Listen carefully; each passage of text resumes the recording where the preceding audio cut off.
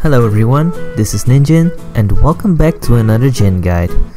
Now, before starting this video, I wanna say that I've recently been introduced by a subscriber to the Jin Discord, a place where you can talk with people that are playing Jin, but also people that are learning Jin.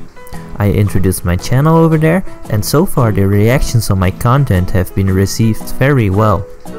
I'm very thankful for all the positive reactions I've got from the Jin community, and this definitely motivates me to upload even more guides like this. So thanks again, Jin community. I'm very sorry again that I cannot upload like a video a day but rather like a video per week, but this is kind of the pace that you can expect from this channel. So in my last video on wall carries and conversions, I said that I would do a video about wall combos this week. However, that topic is actually much broader than I actually expected, and it involves some knowledge that you should know about Jin before moving on to that part. So sorry everyone who expected a guide on wall combos this week, but it is really for the greater good. Now, in today's video, we will talk about Jin's punishers, the moves that you should use when your opponent is doing an unsafe move.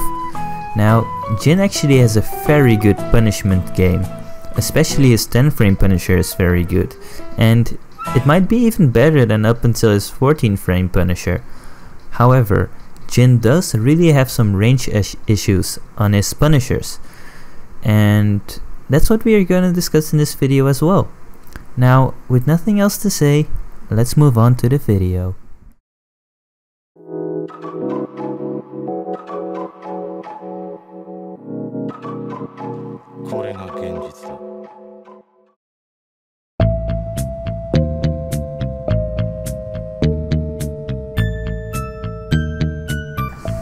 At 10 frames, Jin gets a 2-4, a high string that deals a chunk of damage for a 10-frame punisher. This string does 29 damage and knocks down on hit, leaving you in a good position. 2-4 also wall splats, making it even a more amazing move. Another thing worth mentioning is that this punisher can be superior to other punishers when the wall is to Jin's right, as Jin get a full sidewall combo out of it.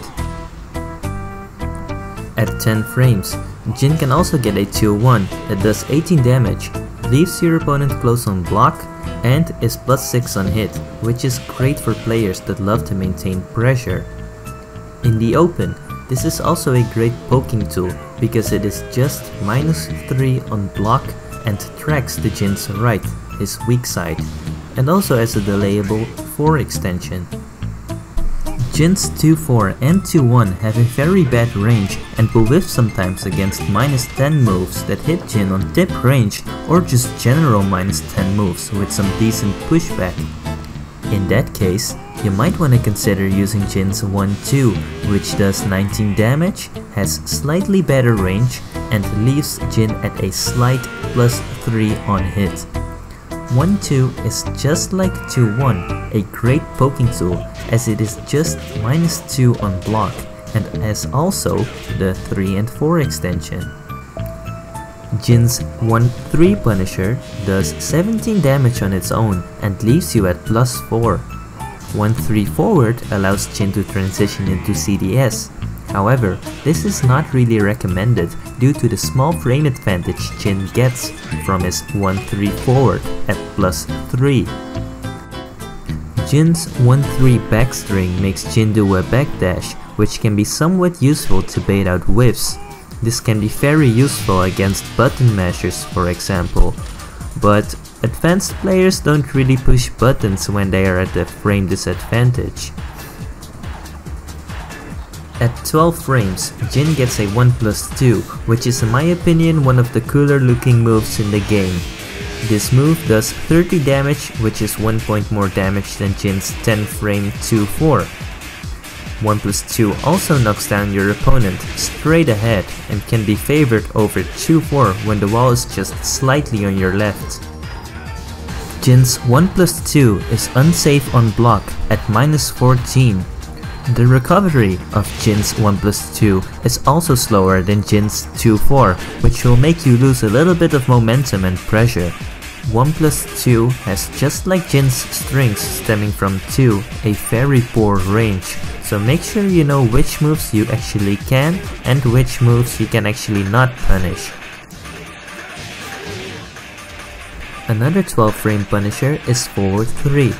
It is just like the other punishers a very bad range, is +3 on hit and is safe on block at -8. This move is not really used as a punisher, but rather used as a move to keep your opponent in check while you are having a frame advantage. Down forward 1-4 is Jin's main 13 frame punisher. It is a mid-high string that does 28 damage, wall splats, and gives just a huge frame advantage on hit at +10. This means that you can follow up with almost any move of your liking. Do notice, however, that because of the pushback you do lose a little bit of pressure and that some impatient people will still try to challenge you after getting hit by a down forward 1-4. Checking your opponent with a forward 4 would be the best option in that case, as it will counter hit launch and gives a full combo when your opponent commits to an attack.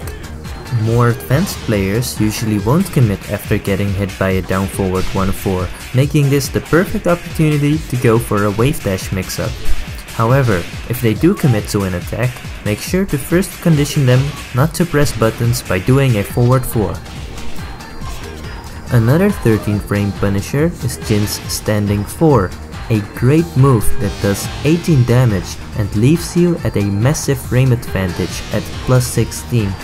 This means that the fastest attack your opponent can do, which is a jab, will come out at 26 frames, actually allowing you to do a free wave dash mix-up.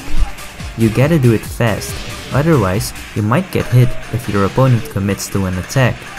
A backdash will also beat out this quick wave dash mix-up, but usually advanced players don't press buttons after getting hit by either a down forward 1-4 or normal standing 4.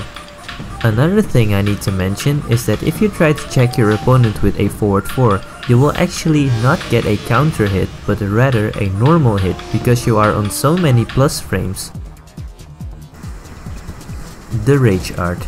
Many people tend to forget this, but Jin's Rage Art is actually a 13 frame punisher, so make sure to use this move when your opponent is at -13 and actually doesn't have a lot of life left anymore. However, because it is a high, it can be ducked and punished when you use it randomly. Also, when the wall is close, it gives you a good Okizami situation.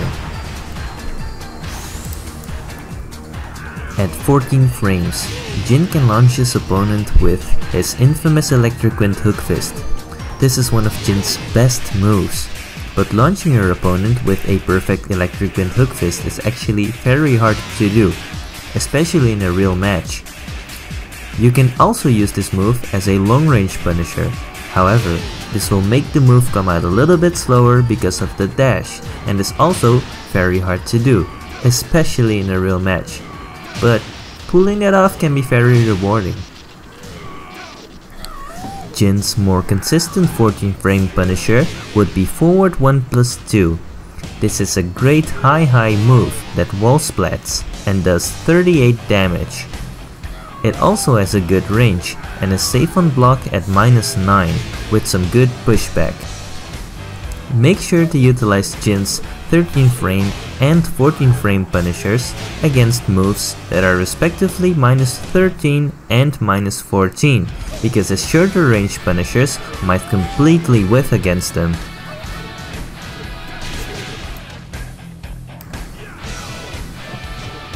Jin's 3-1 is a move that does 26 damage and leaves you at a big +7 on hit. That is some good frame advantage and allows you to keep pressuring your opponent because he's also very close on hit. Now, because of the Season 2 buffs, you can now transition into CDS from 3-1, which is actually very good and leaves you at +12 on hit, allowing you to get a free CDS mix-up. CDS on its own is not a very powerful mix-up stance because of the risk-reward ratio, but in this situation it actually is, and let me explain why. Jin's 3-1 has a low 4 extension that many people try to block or low parry after confirming Jin's 3-1, but because the 3-1 is a natural combo on hit, the opponent is only able to low block the 4 and actually not low parry if the string is not delayed.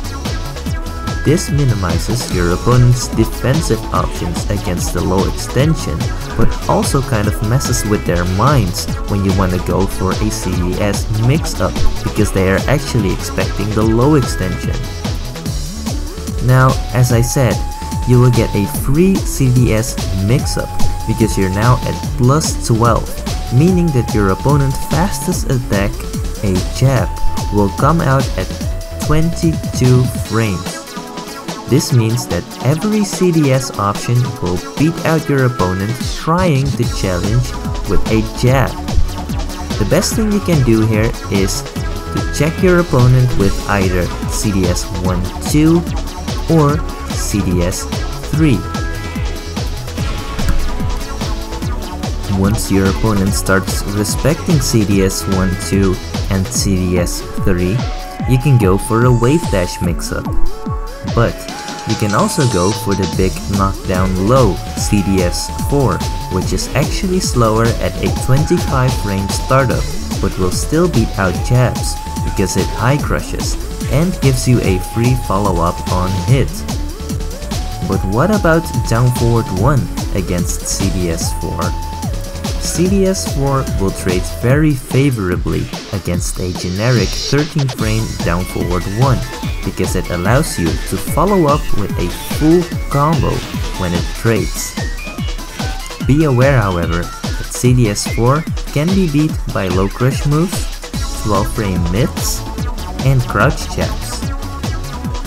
In which case, you should stick to Jin's mid options, which are uninterruptible, like CDS 1-2, which is very hit confirmable, or CDS 3, which is homing and counter hit launches. This makes transitioning into CDS a very attractive option in Season 2 after 14 frame punishing your opponent with 3-1. Down forward 3-3, another 14 frame punisher that is a mid-high string and does 26 damage. It is +8 on hit and will allow you to maintain pressure. You can transition into CDS from this move, leaving you at +9 on hit. However, this won't optimize your CDS mix-up as much as 3-1 does. You can also do a quick evasive backstep after down forward 3-3. I personally don't think this is a good punisher because 3-1 now exists and therefore I won't recommend it. At 15 frames, Jin gets a full launch with his down 3+4, also known as his can-can. This is Jin's highest damaging 15 frame launcher, but is unsafe on block at -19. You can also launch your opponent at 15 frames with an up forward 4, Jin's hop kick. This will, however, do less damage than the can-can, but is less unsafe at -13. For longer range punishes, you can go with Jin's back to 1, which does 22 damage and will leave you in your opponent's face with a little frame advantage at +2. At 16 frames, Jin will get another long range punisher, which is Jin's forward 4. It does 21 damage and will leave you at +4 in hit and can be used over Jin's back to 1 if you need slightly more range on your punish. It also maintains some distance between you and your opponent. It's up to your preference which punish you wanna use.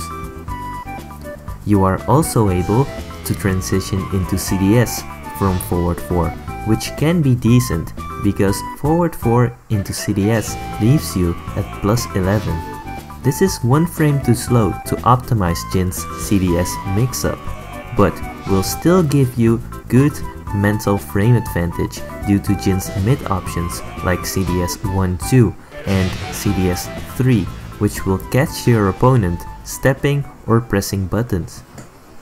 This concludes Jin's standing punishment.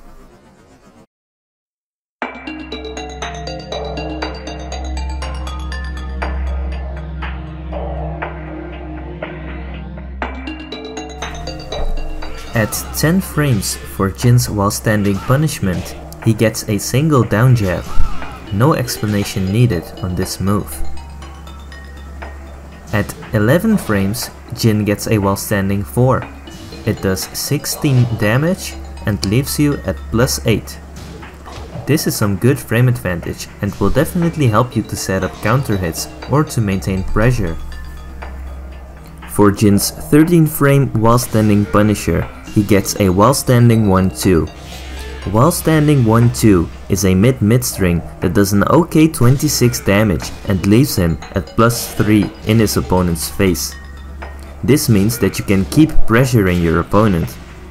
You can also try to counter hit fish with a 4, which will trade very much in your favor, can't be backdashed against, and catches people trying to step against you. It is a high though that can be ducked. In which case, you want to consider going for Jin's forward 3, which comes out at 12 frames and is safe on block. But make sure you practice the timing of this check move, as you can accidentally go for forward 3-3 if you are a mashing 3. Another thing you want to avoid is going into CDS from Jin's while standing 1-2 punisher, because it has very bad frames. Now, Jin is one of the characters that is blessed with a 14 frame while standing punisher, meaning that he can punish a handful of moves that other characters cannot. Most characters on the roster can only start launching their opponent from 15 frames, and sometimes even from 18 frames. Jin's while standing 2 is therefore very fast, has an okay range, and is -12 on block. For Stagger Lows, the easiest punish is Jin's while standing 2, but in order to get the most damage out of your punish, you should go with the delayed hop kick. It's also possible to go for a crouch cancel into Can-Can. It does less damage than the delayed hop kick, but does more damage than Jin's while standing 2. There is one more thing worth mentioning about Jin's while standing 2. Jin does know a problem against some specific Stagger Lows like Law's Dragon Tail and Eddie's Slippery Kicks. These moves should be dealt with very carefully when blocked. If you block Law's Dragon Tail for example, and immediately try to launch him with a while standing 2, it will completely whiff. This is mainly because of Law's hitbox after this move is getting blocked, but also because of the range of while standing 2. In which case, you need to delay Jin's while standing 2, crouch cancel into Can-Can, or go for the delayed hop kick. The Can-Can and delayed hop kick do more damage, but might be difficult to do for beginners in a real match. So consider to practice a delayed while standing 2, or to practice either a crouch cancel into Can-Can or delayed hop kick against those types of Stagger Lows. This concludes Jin's while standing punishment. Thanks for watching everyone. I really wanted to include whiff punishment in this video as well, but if I did that, this video would be way too long, and this video alone already took a lot of time making. It was even frustrating at some point because I had to constantly adjust my notes and go back to my PS4 to record the missing takes, but I really hope this video helped you getting better, to get a better understanding of Jin's punishment. And yeah, for next video I will probably cover either whiff punishing or wall splats. I really thought I could include wall splats together with wall combos, but that would make those videos too long, while I actually prefer videos that are a little bit shorter. I mean, I could make a lot of videos straight to the point with little to no explanation to it, but I do really like diving into the theory a little bit more and into the moves, the situations, all that kind of stuff. What do you guys think? Do I talk too much or should I talk less? Anyway, I hope you liked this video and learned something. If you don't mind, please like or comment on this video because I would really appreciate it to interact with you guys. Also, if you want to learn more about Jin, don't forget to check out my other guys. Now, thank you guys for watching and see you guys next time.